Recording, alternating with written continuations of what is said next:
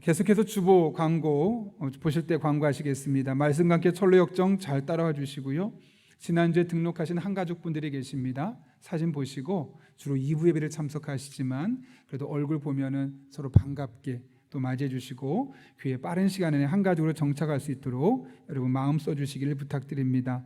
오늘 맥주감사주일로 보내고 있습니다. 선교위원회 오늘 찬양예배 시간에 선교위원회 헌신예배가 있습니다. 서울신학대학교 전덕교수이신 하도균 목사님 오셔서 말씀 전하시고요. 돌아오는 수요일은 다 모여 수요 기도회입니다. 다음 세대와 모든 여름 사역을 위한 기도회라고 해서 제가 말씀을 전하고 그날은 교회 학교 교사들 다 모여서 함께 특송도 하고 적극적으로 기도하는 시간입니다. 혹여나 교사가 아니더라도 이날만큼은 함께 오셔서 여름 사역이 잘 진행될 수 있도록 마음을 써주시길 부탁드립니다. 아울러 이번 주 토요일 주일을 시작으로 영아부, 유치부, 여름성경학교, 또 그 다음 주 아동부, 8월 첫째 주, 둘째 주에 중고등부와 청년부 수련회가 계속 이어지게 되어 있습니다. 예수님과 함께 슈퍼히어로라는 그런 주제인데요. 예수님을 인격적으로 만날 수 있도록 여러분 기도해 주시고 또 다양한 방법으로 후원해 주시기를 부탁드립니다. 여전도의 동부지구회 학예 수련회 및 1일 부흥회가 있습니다. 작은 도서관 여름 독서 문화 프로그램을 모집하고 있습니다. 그 모집 즐겁게 함께 모여서 교제할 수 있는 시간 적극적인 참여 부탁드립니다. 교우 소식입니다. 양경순 집사님의 아들 김홍기 군의 결혼식이 7월 9일 토요일 오후 4시 20분에 있습니다. 송파구 양재대로에 있는 서울 웨딩타워에서 있는데 이번에는 차량 순서가 좀 다릅니다. 어울림 아파트에서 먼저 시작해서 교회 들렀다 고속도로로 나가는 방향으로 하겠습니다. 2시 10분에 어울림 아파트 출발합니다. 더 자세한 광고는 주부를 참고해 주시고요. 함께 기도하고 하나님의 말씀 나누겠습니다. 거룩하신 아버지 하나님, 오늘도 불러주신 은혜 감사합니다. 예배하고 말씀을 듣는 이 시간 피곤치 않게 하시고 오늘 전달되는 말씀이 내게 주신 말씀으로 들려지는 복된 시간 되게 하여 주옵소서. 예수님의 이름으로 기도하옵나이다. 아멘. 우리 한번 앞뒤 좌우에 있는 분을 보시면서 지난 6개월 동안 참 고생 많으셨는데 이렇게 인사합니다. 수고했습니다. 감사합니다. 인사하겠습니다.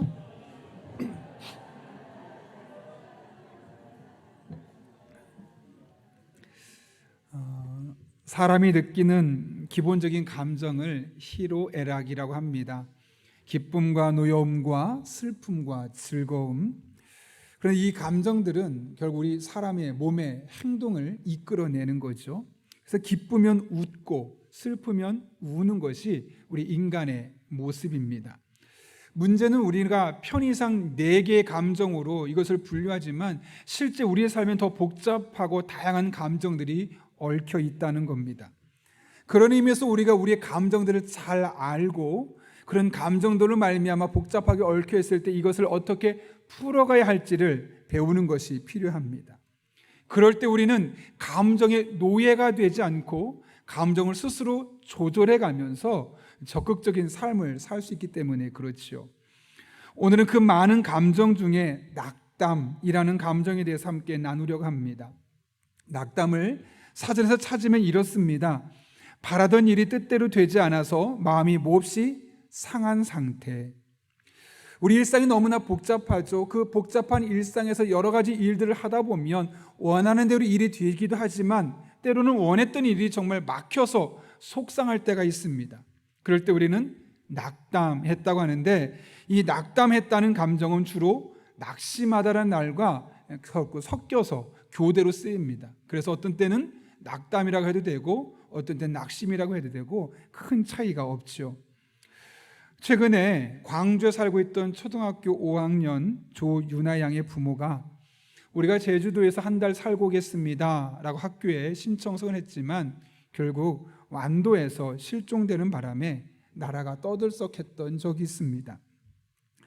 알고 보니 송곡항 앞바다에서 그 가족이 타고 있던 아우디 승용차를 인양하게 되었고 결국 온 가족이 자살했다는 것을 우리는 듣게 되었습니다.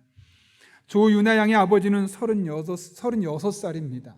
코로나19 시기에 컴퓨터를 조립하는 가게를 운영하는 것이 너무나 어려웠고 그런 상황 속에서 어떻게 경제적인 여유가 있을까 고민하다가 비트코인 중에 루나코인이라는 곳에 투자를 했습니다. 그러나 세계적인 경제 위기 속에서 그 가치가 폭락하게 되면서 생활고에 시달리고 경제적인 압박에 시달릴 수밖에 없었죠. 가기도 너무나 어려운데 비트코인까지 실패하다 보니까 마음에 낙담이 되었던 겁니다. 원했던 일, 바라던 일이 뜻대로 되지 않아서 마음이 몹시 상했습니다. 그런데 여러분, 여기까지 누구나 있을 수 있는데 문제는 그 낙담을 잘 관리하지 못했던 거죠. 그 낙담한 상태에서 자신의 미래를 보니까 너무 절망스럽습니다. 미래가 보이지 않습니다. 어쩌면 이러다 내 인생 끝날 것처럼 보이는 겁니다. 그런 낙담을 극복하지 못했던 그 가정은 결국 남은 시간이 훨씬 많이 남았던 아이까지 함께 동반 자살하게 되었던 겁니다. 낙담이라는 그 마음에 아픔이 왔을 때 적시에 그리고 제대로 그것을 해결하지 못했기 때문에 이런 비극적인 일들이 있을 수밖에 없었던 겁니다. 실제로 이 낙담이라는 감정은 우리의 삶에 아주 많은 영향을 끼친다고 합니다. 미국의 코넬 의과대학에서 사람들이 낙담할 때 나타나는 현상 중에 하나를 몇 가지를 분석했는데 깊은 절망에 빠져서 사람들이 무기력해진다는 겁니다. 그 결과 사람은 몸에도 마음에도 다양한 질병에 노출되고 걸릴 수밖에 없으며 심지어는 인생이 충분히 시간 있고 여유가 있음에도 불구하고 너무나 분주해서 여유가 없이 살아가는 삶을 살게 된다는 거죠. 그래서 우리는 낙심했을 때, 낙담했을 때, 무언가 좌절되었을 때 그 감정을 잘 풀어나가야만 합니다. 그렇다면 여러분, 일이 잘 안 될 때, 내가 열심히 노력했음에도 불구하고 뭔가 막혀서 내 마음에 낙심이 되고 낙담이 되었을 때 우리는 그 문제를 어떻게 풀어가고 해결할 수 있을까요? 오늘 본문은 블레셋과의 전쟁에서 모두가 낙담해 있는 상황에서 유일하게 낙담하지 않고 담대하게 그 문제를 풀어갔던 한 소년 다윗의 이야기를 우리에게 소개하고 있습니다. 이스라엘과 블레셋 사이에 전쟁이 발발했습니다. 문제는 이 블레셋 진영에 있는 장군 골리앗 때문입니다. 4절과 7절까지의 말씀 보게 되면 그는 아무도 상대할 수 없을 만큼 절대적인 힘을 가지고 있었습니다. 제가 다 읽진 않을 텐데요, 이렇게 되어 있습니다. 그는 키가 6규빗 한 뼘이라고 합니다. 계산해 보니까 약 290cm, 거의 3m에 달할 정도로 엄청나게 큰 키입니다. 그는 갑옷의 무게가 놋 5,000세겔입니다. 갑옷만 무게가 무려 57kg나 되었고요. 그가 들고 있었던 창날은 철 600세겔인데 그건 7kg라고 말합니다. 신체 조건도 2m90의 뛰어난 신체 조건인데 온몸을 갑옷으로 둘렀고 또 큼직한 창을 들고 있는 겁니다. 여러분, 이런 골리앗이 나의 상대라면 여러분이 어떻겠습니까? 그런 골리앗을 적으로 두고 있는 이스라엘 백성들의 마음이 어땠을까요? 11절과 24절에서 그들의 마음 상태를 이렇게 표현하고 있습니다. 11절입니다. 사울과 온 이스라엘이 블레셋 사람이 이 말을 듣고 놀라 크게 두려워하니라. 그냥 어설픈 그런 두려움의 감정이 아니라 큰 두려움이 임했다고 말합니다. 24절도 말합니다. 이스라엘 모든 사람이 그 사람을 보고 심히 두려워하여 그 앞에서 도망했다. 처음엔 두려워하는 정도로 끝났지만 두려움을 더해서 도망칠 수밖에 없을 정도로 그들이 심히 그들을 두려워했다는 것이죠. 원문 성경에 보면 두려워하다는 단어는 히브리어로 하타트라는 단어인데 깨진다는 뜻입니다. 그러니까 그 마음이 온전하지 못하고 깨졌다는 거죠. 우리가 일반적으로 사막 같은 데 가거나 가뭄철에 보게 되면 바닥이 쩍쩍 갈라지지 않습니까? 그것을 일컬어 하타트라고 말합니다. 다시 말하면 지금 이 골리앗의 위용을 보고 나서 이스라엘 백성 모든 사람들의 마음이 그렇게 마음이 쩍쩍 갈라져서 전의를 상실하고 누구도 그와 싸우려는 마음이 없게 되었다라는 것을 말씀하는 거죠. 그런데 바로 그때 다윗이 등장합니다. 그런데 그때 다윗이 뭐라고 말씀합니까? 32절 여러분이 한번 같이 읽어볼까요? 같이 읽습니다. 시작. 다윗이 사울에게 말하되 그로 말미암아 사람이 낙담하지 말 것이라 주의 종이 가서 저 블레셋 사람과 싸우리이다. 다윗이 지금 뭐라고 말합니까? 낙담하지 말라고 합니다. 낙담하지 말라는 것은 이미 그들이 낙담하고 있다는 것이죠. 그 자리에 있었던 사울 왕을 비롯해서 모든 군인들의 마음이 낙담이 되어서 싸울 의지를 잃어버리고 있는 상태입니다. 그런데 여러분, 신기하죠? 똑같은 상황에 다윗이 있습니다. 똑같은 골리앗을 보고 있습니다. 그런데 다윗은 낙담하지 않았습니다. 아니, 오히려 내가 나가서 싸우겠습니다라고 담대하게 나아가고 있음을 보게 됩니다. 어떻게 이럴 수 있었을까요? 그 자리에 있었던 모든 사람이 다 낙담해서 전의를 상실하고 두려워서 도망가고 있는데 어떻게 다윗만큼은 똑같은 상황에서 낙담하지 않고 그 자리에 일어설 수 있었을까요? 그는 편견을 믿음으로 극복했기 때문에 그렇습니다. 여러분, 사람은 누구나 편견 혹은 선입견이라는 것을 갖고 있습니다. 제가 책에서 읽었던 한 이야기인데요, 한 사람이 오토바이를 타고 국경을 넘어가려고 하고 있습니다. 그런데 국경에서 멀리 떨어진 곳에서 잠시 후면 그것을 오토바이를 타고 지나가는 사람이 있을 텐데 수상하다, 검문 검색을 해라 라는 무전을 받았습니다. 그 사람을 붙잡고 보니 오토바이 뒤에 2개 자루가 있는데 뭔가 묵직해 보입니다. 여기 뭐 들었습니까? 별거 없습니다. 돌 들었습니다. 못 믿겠으니 열어보시오. 열었더니 실제로 돌밖에 없는 겁니다. 어디에 뭘 숨긴 것 같고 분명히 수상하다고 했는데 아무런 흔적을 찾을 수 없으니 그냥 보낼 수밖에 없었습니다.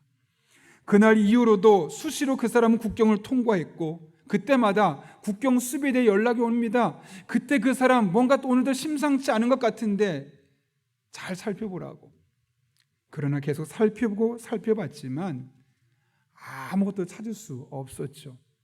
분명히 오토바이 타고 지나가는 사람을 조심하라는 제보가 들어왔음에도 불구하고 늘 자루 속에는 돌밖에 없고 뭔가 숨긴 것 같은데 숨긴 것을 찾아낼 수가 없었던 겁니다.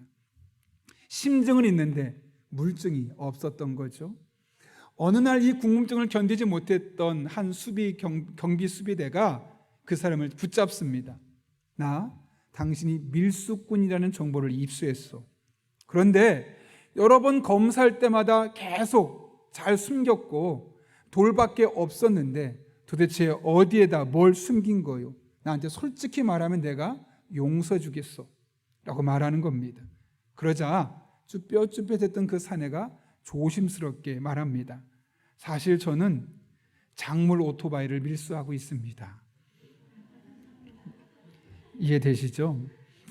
여러분, 이 이야기에 등장하는 경비원이 왜 계속되는 밀수가 있을 것 같다는 제보를 받고도 그 혐의를 눈치채지 못했습니까? 그 사람이 갖고 있었던 경험적인 편견 때문입니다. 밀수하는 사람은 분명히 오토바이면 오토바이의 어딘가에 숨길 거야. 타이어 속이든 짐 속이든 화물 속이든. 그렇게 머릿속에 이미 수많은 것을 경험했고 그것을 편견으로 가지고 있었던 겁니다. 대부분 그래 왔으니까 이번에도 당연히 그럴 거야. 그래서 늘 검색했지만 그는 여러분이 제게 얘기를 들었던 것처럼 오토바이를 밀수하던 사람이었던 것이죠. 당연히 자료만 살펴보았으면 될 것을 그가 가지고 있었던 편견으로 인해서 다른 것은 생각지도 않았던 겁니다. 문제가 무엇인지 아십니까, 여러분? 편견은 누구나 가질 수 있지만 한번 편견을 갖게 되면 그 편견으로 모든 것을 해석하게 되기 때문에 오해할 수 있게 되는 것이죠. 그런데 이런 편견이 오늘 본문에서도 발견되고 있습니다. 골리앗은 하나님을 모욕하며 이스라엘의 도발에 왔습니다. 그러나 낙담한 이스라엘 백성들, 사울을 비롯해 모든 백성들은 아무것도 할 수 없었습니다. 그때 다윗이 용감하게 도전장을 내밀죠. 그런데 그 용감한 다윗의 말에 찬물을 끼얹는 사람이 등장합니다. 그가 바로 사울이죠. 뭐라고 합니까? 33절 말씀 같이 읽겠습니다. 시작. 사울이 다윗에게 이르되 너는 소년이요 그는 어려서부터 용사임이니라. 아멘. 여기 보면 사울은 다윗을 일컬어 소년이라고 말합니다. 소년. 학자들이 이 쓰인 단어를 보고 또 그 당시의 상황을 보니까 다윗이 전쟁터를 나가지 않았습니다. 전쟁에 나갈 수 있는 연령대는 20살 이상인데 소년이고 아직 전쟁터를 나갔지 않았다는 이야기는 다윗이 아무리 나이가 많아도 18살이나 19살밖에 안 된 고등학교 2학년, 3학년 정도의 청소년이었음을 우리는 알 수 있는 거죠. 지금 그런데 사울왕이 뭐라고 말합니까? 야, 너는 소년이야. 너는 고등학생이잖아. 인생 경험도 짧잖아. 그런데 저 골리앗은 싸움터에서 잔뼈가 굵은 용사야. 이게 무슨 말일까요? 너는 골리앗한테 게임도 안 돼. 이미 사울 안에 일종의 편견이 있었던 겁니다. 어떤 편견이겠습니까? 소년은 용사를 이길 수 없다는 편견. 비전문가는 전문가를 능가할 수 없다는 편견. 나이가 적고 경험이 적으면 경험이 많은 사람보다 지혜로울 수 없다는 편견이 이미 사울의 마음속에 너무나 선명하게 자리 잡고 있었던 겁니다. 그래서 너는 소년이고 저 사람은 용사니까 안 돼. 다른 거 없습니다. 이것 하나 놓고 너는 안 된다고 말하고 있는 겁니다. 문제는 이 사울의 편견이 터무니없는 것이 아니라는 데 있죠. 객관적인 사실에 기반했던 매우 정확한 분석입니다. 너 나이 19살밖에 안 되지 많아야 저 사람은 잔뼈가 굵었고 봐라, 갑옷을 얼마나 정확하게 완벽하게 갖추고 있니? 게임이 안 되는 거야. 너무나 정확한 분석이었지만 그의 편견이 모든 사람에게 동일하게 적용되는 것은 아니죠. 사실 저에게도 오래전에 편견을 하나 가지고 있었습니다. 그것은 교도소에 수감되는 사람들은 모두 다 중범죄자고 무서운 사람들, 절대로 그들 곁에 가서는 안 된다라는 편견이 어린 시절부터 저희 안에 있었습니다. 근데 하나님 보시기에 그 편견이 좋지 않게 보이셨나 봅니다. 전에 있던 교회에서 저로 하여금 2년 동안 교도소에서 사역을 하게 하셨죠. 그러면서 저는 교도소에 대해서 정확하게 알지 못했을 때 그때만 나중에 교도소 사역을 하면서 경험했던 일이 있습니다. 그것은 교도소에 들어오는 사람은 정말 다양한 일들로 들어오게 된다는 겁니다. 물론 어떤 사람은 정말 뼛속까지 악해서 의도적으로 다른 사람을 힘들게 했기 때문에 교도소에 들어오는 사람도 있지만 어떤 사람은 자신의 의지와 전혀 상관없이 단 한 번의 실수로 수감되는 사람도 있었기 때문에 그렇습니다. 실제로 제가 영등포 교도소에서 사역을 할 때 제가 세례교육을 했던 수많은 사람 중에 대부분은 경제범죄자였습니다. 근데 그분들 중에 많은 사람이 너무 마음을 아파했습니다. 목사님, 제가 이런 공장을 운영하는데 갑자기 공장에 불이 났어요. 물건을 받았는데 그 사람을 변상해 줄 수 없어서 제가 고소돼서 이렇게 감옥에 수감되었어요. 그 사람들한테 정말 미안해요 라고 말하는 겁니다. 우리가 볼 때는 감옥에 갇혀 있으니까 정말 나쁜 사람, 의도적으로 누군가에 해를 끼치는 사람처럼 보였지만 실상은 자신도 어떻게 할 수 없는 천재지변에 의해서 물류창고가 불이 나게 되었고 그 피해를 다 변상하지 못해서 어쩔 수 없이 두르게 되었다는 것이죠. 그리고 제가 그 당시 거기서 청송교도소에서 1년 동안 교육받으러 온 중범죄자 사형수들을 세례교육을 했는데요, 무려 한 40명 정도 된 사람을 모아놓고 세례교육을 하는데 전혀 변할 것 같지 않은 사람을 죽인 사람도 이렇게 세례를 받을 수 있구나라는 것을 제가 처음으로 깨닫게 되었습니다. 그동안 제가 교도소에 수감된 사람에 대해 갖고 있었던 편견이 얼마나 왜곡되어 있고 한쪽 방향으로 삐뚤어져 있었는지를 그제서야 깨닫게 되었던 것이죠. 그런데 여러분, 우리가 비단 이런 편견만 가지고 있습니까? 살다 보면 정말 다양한 편견을 가지고 살아갑니다. 여러분은 어떤 편견을 가지고 살아가고 있습니까? 혹시 여러분은 장애인을 바라보면서 여러분만이 가지고 있는 어떤 특별한 편견을 가지고 있는 것은 아니십니까? 이주 노동자들이나 혹은 동남아에 있는 사람들, 피부색이 검은 사람을 보면 여러분도 모르게 갖고 있는 편견이 있지는 않는지요? 그 외에도 어떤 사람을 보면서 이런 사람은 이런 사람이고 저런 사람은 저런 사람이라고 여러분이 낙인 찍고 그런 사람을 그런 눈으로 일관성 있게 바라보는 편견이 혹시 여러분에게 있지는 않습니까? 사도행전에 보면 사도 바울이 예수님을 만나서 회심하고 기도하는 장면이 나옵니다. 하나님이 그를 너무나 쓰고 싶으셨습니다. 그래서 아나니에게 찾아가서 아나니아야, 네가 사도 바울에게 찾아가 보아라 라고 말합니다. 여러분, 그때 아나니아가 뭐라고 반응합니까? 사도행전 9장 3절과 4절 말씀입니다. 아나니아가 대답하되 주여, 이 사람에 대하여 내가 여러 사람에게 듣사온즉 그가 예루살렘에서 주의 성도에게 적지 않은 해를 끼쳤다 하더니 여기서도 주의 이름을 부르는 모든 사람을 결박할 권한을 대제사장들에게 받았나이다 하거늘. 아나니아에게 편견이 있었죠. 사도 바울은 예수 믿는 사람을 잡아다 죽이는 사람. 물론 그 편견이 잘못된 것은 아닙니다. 그러나 그 편견은 이미 과거에 사도 바울에게 있었던 것이었고, 이제 사도 바울은 예수님을 만나고 180도 달라진 사람입니다. 그런데 아나니아는 여전히 예전에 본인이 사도 바울에 갖고 있었던 이 편견을 가지고 하나님 앞에 말씀하고 있는 겁니다. 그러자 하나님께서 그에게 말씀하시죠. 사도행전 9장 15절입니다. 주께서 이르시되 이 사람은 내 이름을 이방인과 임금들과 이스라엘 자손들에게 전하기 위하여 택한 나의 그릇이라. 무슨 말입니까?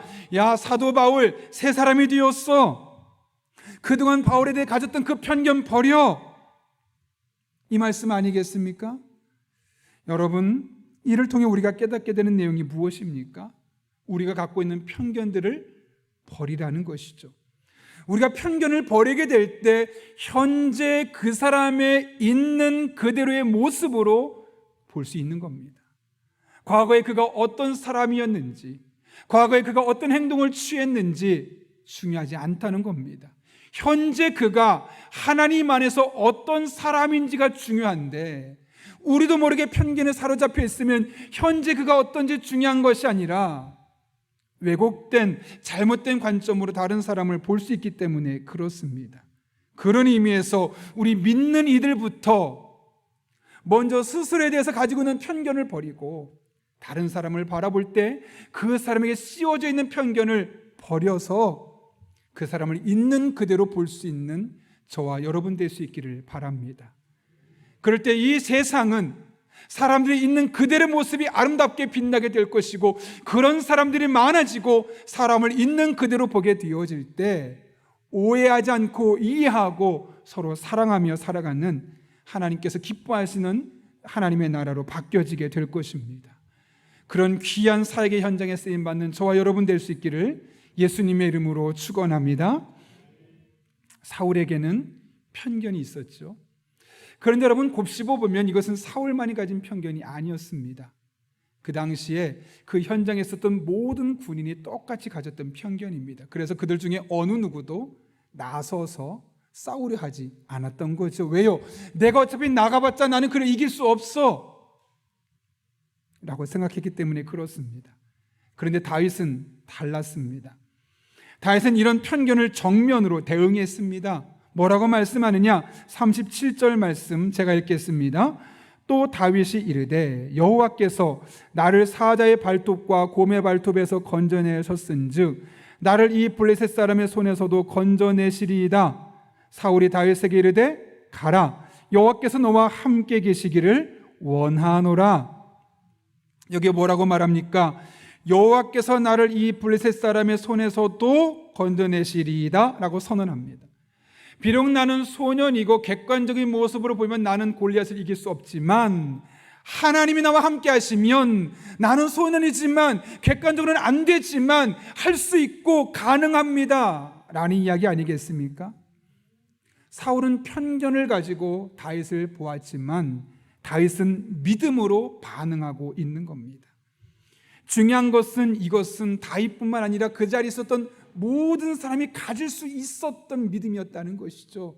사울도 하나님을 믿는 사람이고 그 자리에 있었던 모든 군인들도 다윗이 믿는 하나님을 똑같이 믿는 사람들이었습니다.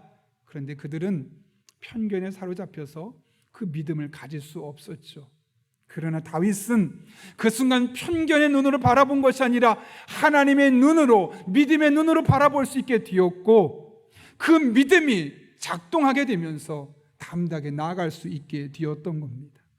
그럼 중요한 것은, 그러면 그 자리에 있었던 모든 사람은 이런 믿음을 소유할 수 없었는데 어떻게 다윗만큼은 그런 믿음을 소유할 수 있었을까? 다른 말로 해볼까요? 어떻게 하면 우리가 편견을 극복하고 믿음으로 우리에게 주어진 일상생활을 극복하며 살아갈 수 있을까요?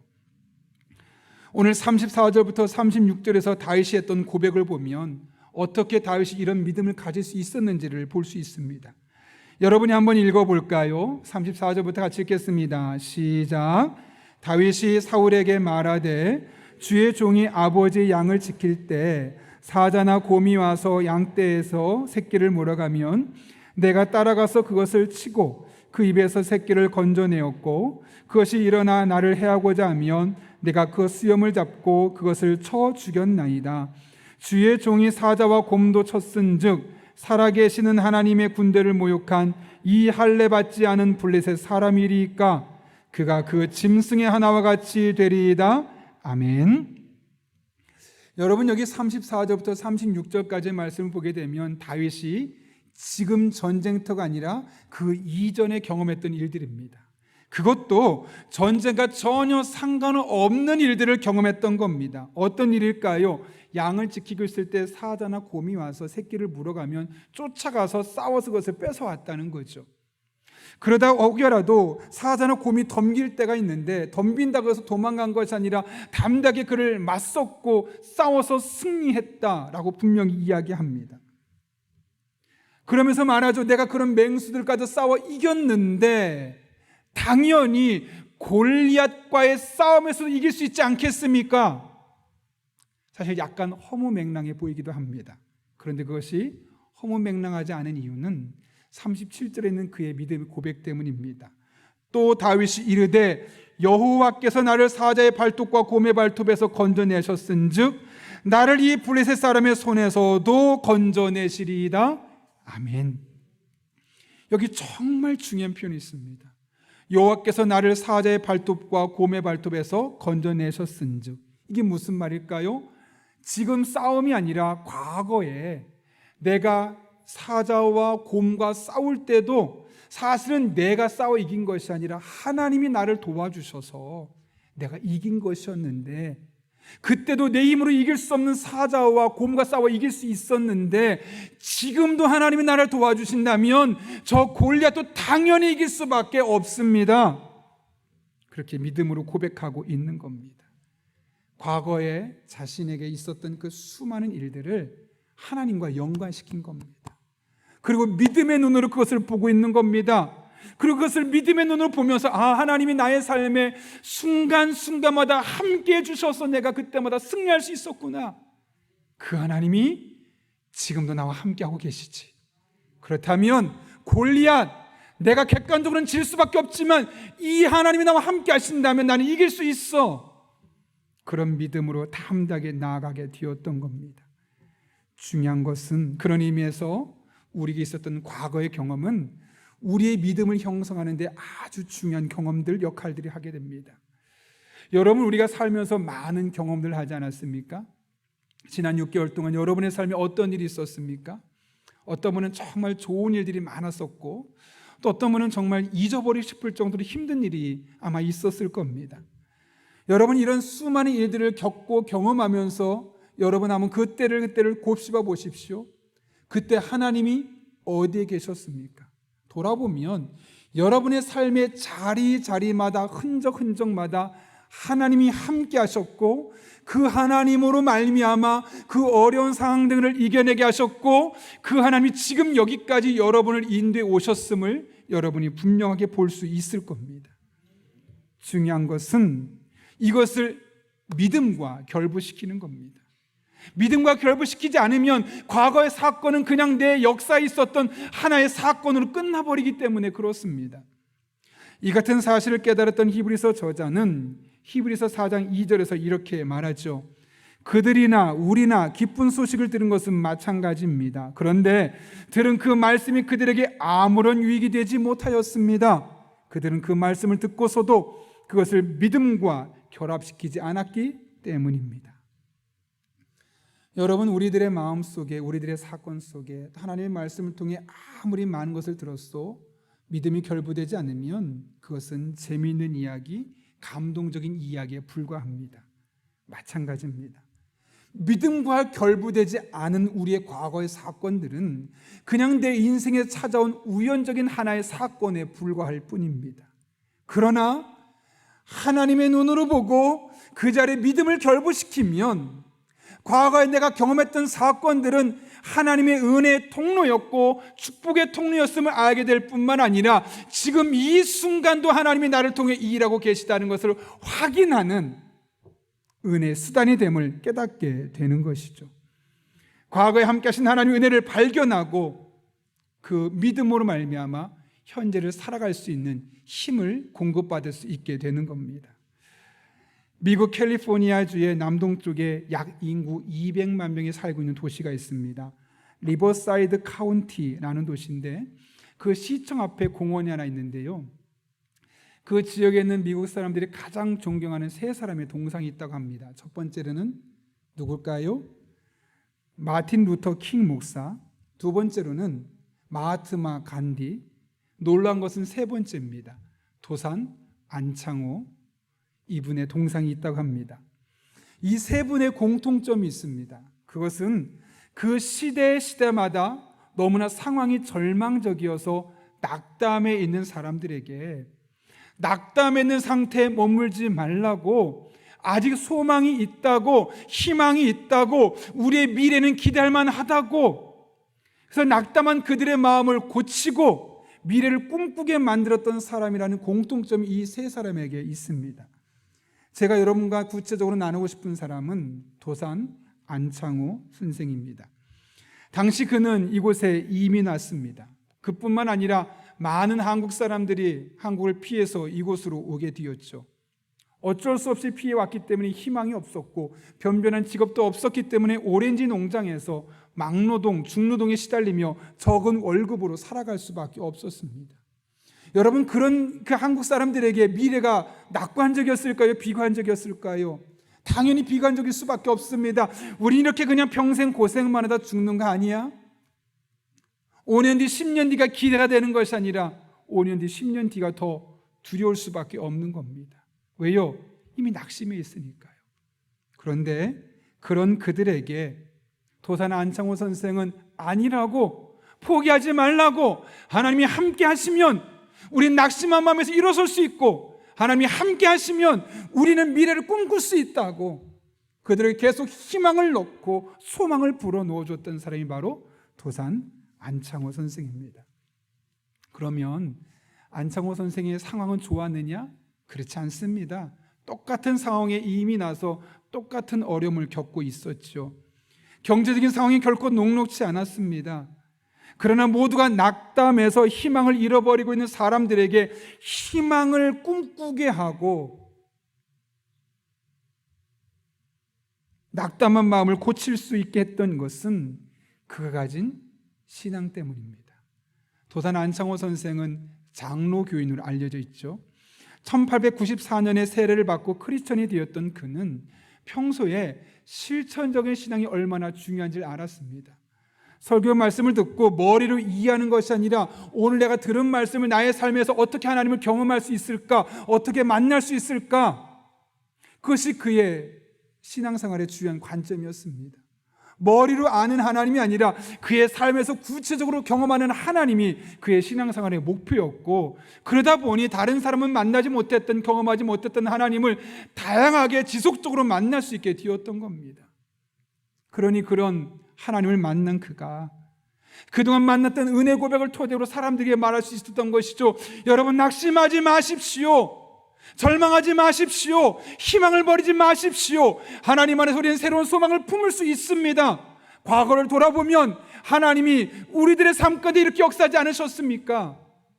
그러면서 미국 땅에 있던 수많은 사람을, 희망의 사람을 일으켜 세울 수 있었고, 그런 모습을 보면서 그 지역에 있었던 수많은 미국 사람들이 존경하는 세 사람 중에 한 사람으로 삼을 수 있을 만큼 놀라운 영향력을 끼칠 수 있었던 겁니다. 여러분, 오늘 우리는 맥주 감사주일을 보내고 있습니다. 우리가 맥주 감사주일, 그대로 보면 보리를 추수하고 나서 감사하는 주일이죠.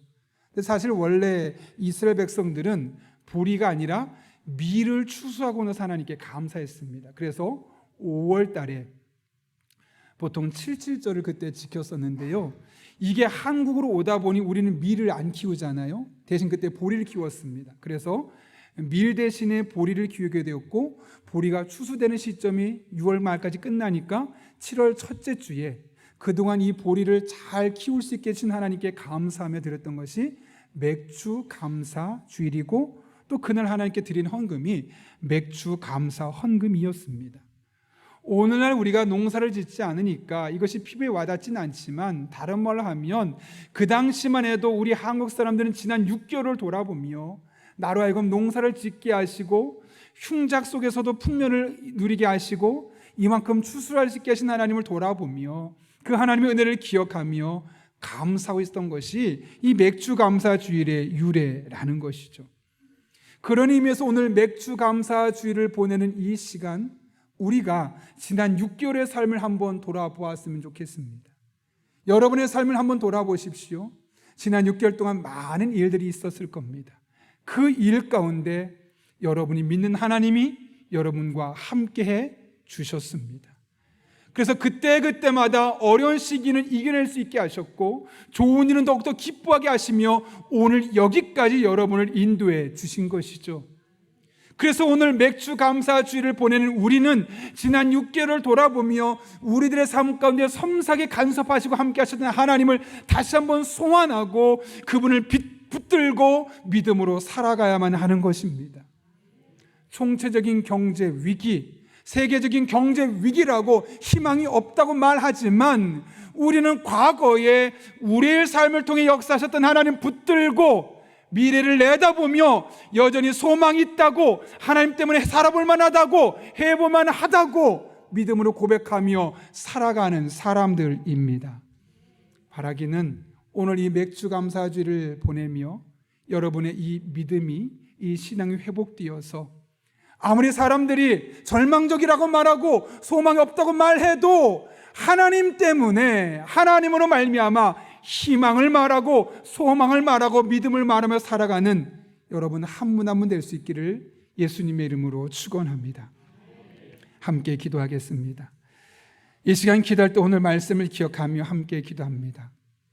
많은 사람들이 너무 힘들다고 말합니다. 예, 힘듭니다.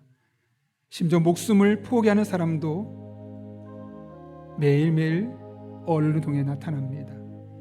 이러한 때 우리 믿음의 사람들이 지난 6개월 동안 나를 지켜주신 하나님, 나와 함께 하셨던 하나님을 믿음의 눈으로 바라보고 그 하나님 붙들고 오늘 현재를 살아가고 미래를 꿈꿀 수 있게 달라고, 어떤 상황에서도 그 하나님 바라보고 붙드는 믿음에서 흔들리지 않게 달라고, 그리고 내가 나만 그렇게 사는 것이 아니라 주변에 절망하는 이들에게 그런 소망의 이유를 함께 말하고 전할 수 있게 달라고, 우리 시간 한 1분 정도지만 간절히 사모하는 마음으로 하나님 앞에 기도하겠습니다.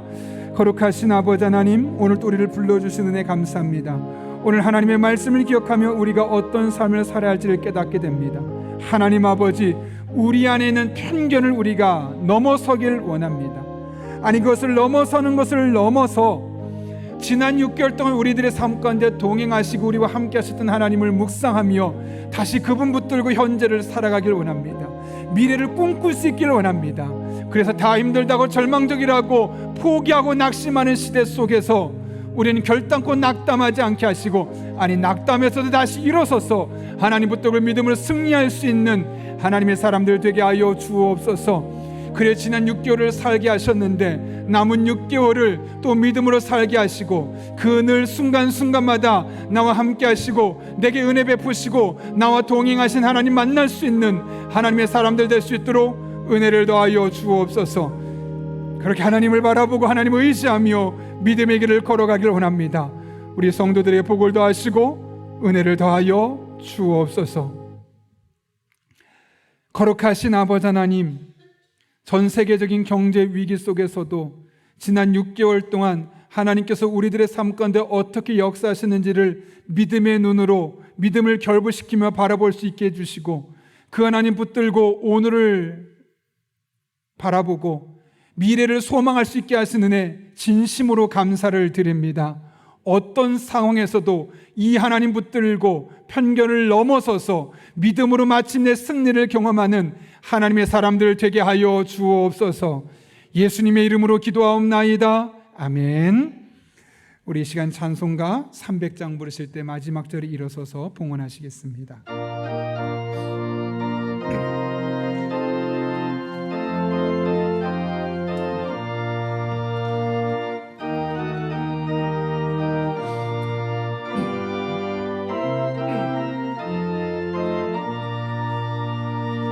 내 맘이 낙심되며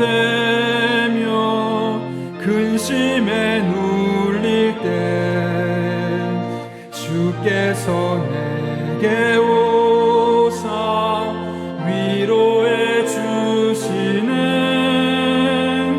가는 길 캄캄하고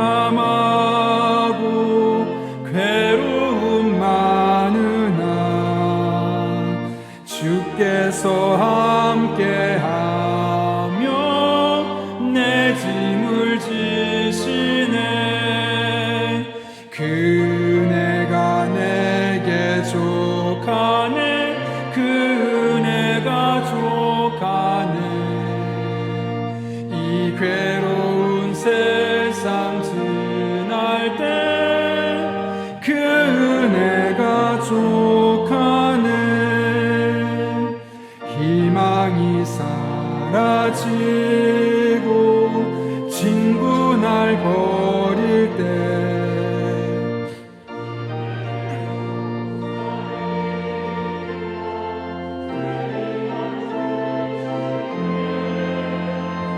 싸움이 맹렬하여 두려워 떨 때에 승리의 왕이 되신 주 음성 들리네. 그네가 내게 족하네. 그네가 족하네. 이 괴로운 세상 지날 때 그네가 족하네. 범민이 가득 차고 이 시간 가정에서 예배 드리신 분들은 준비된 예물을 정성껏 드리도록 하겠습니다.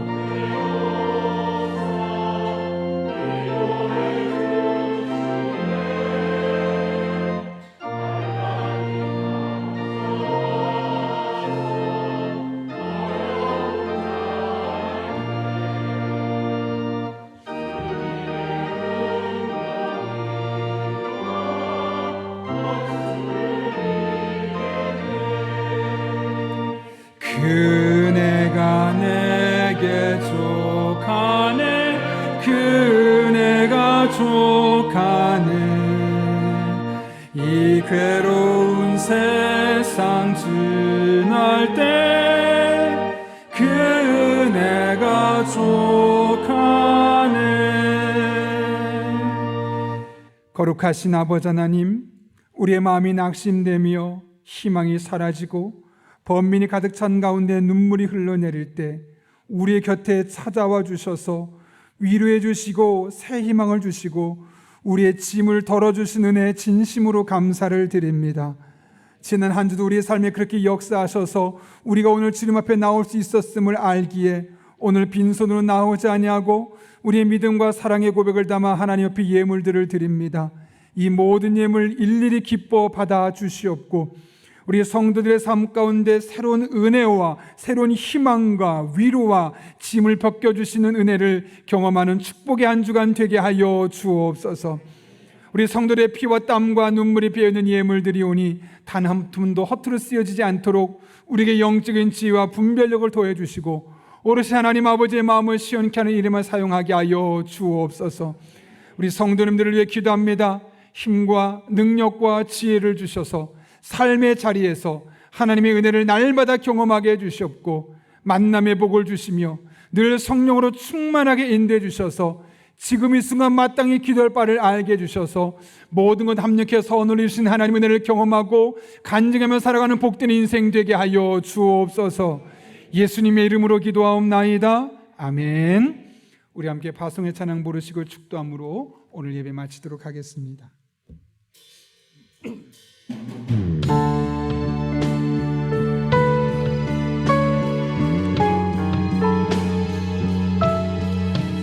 여러분 믿음으로 선포하십시오.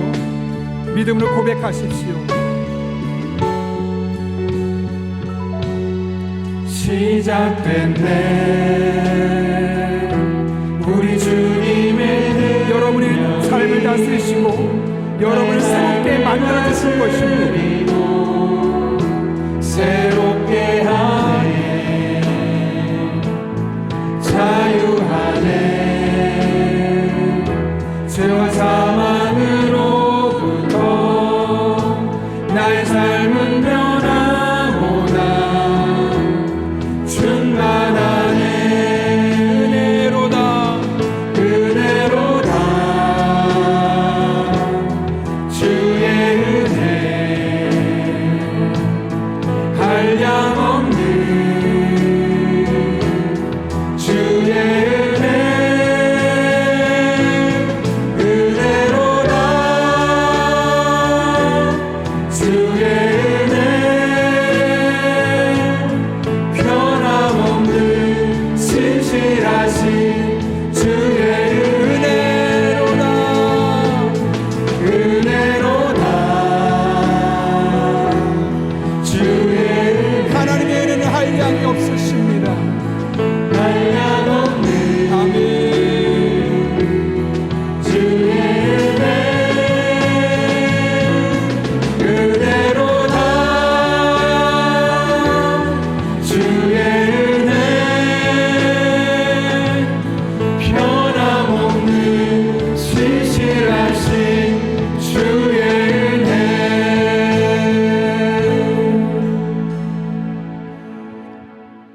지금은 변함없고 신실하신 우리 주 예수 그리스도의 은혜와 하나님 아버지의 사랑과 힘주시고 능력 주시고 위로해 주시는 성령님의 역사하심이 오늘 주신 말씀을 내게 주신 말씀으로 받고 낙담하게 만드는 세상 속에서 편견을 뛰어넘고 하나님이 하신 일을 돌아보며 그 믿음 붙들고 현재와 미래를 소망하며 살기를 혈단하는 이 자리에 머리 숙인 한 영혼 위에 그들의 삶의 자리 우리 교회와 나라와 민족 북한 땅과 온 세계 열방 가운데 이제부터 영원토록 함께 하시옵기를 간절히 축원하옵나이다. 아멘.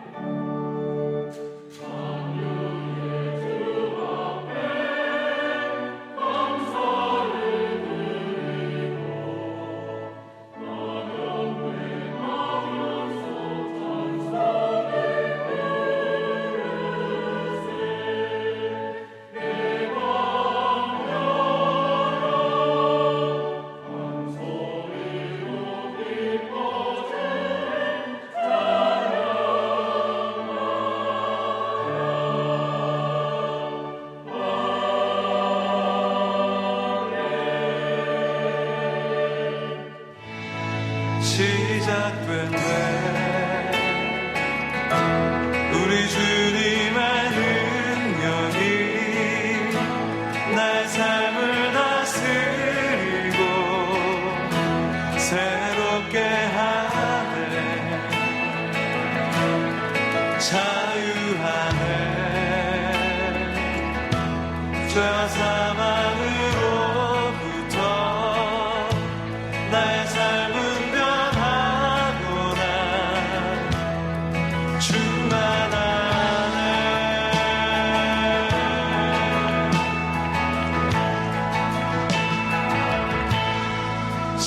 시작됐네 우리 주님의 능력이 나의 삶을 다스리고 새롭게 하네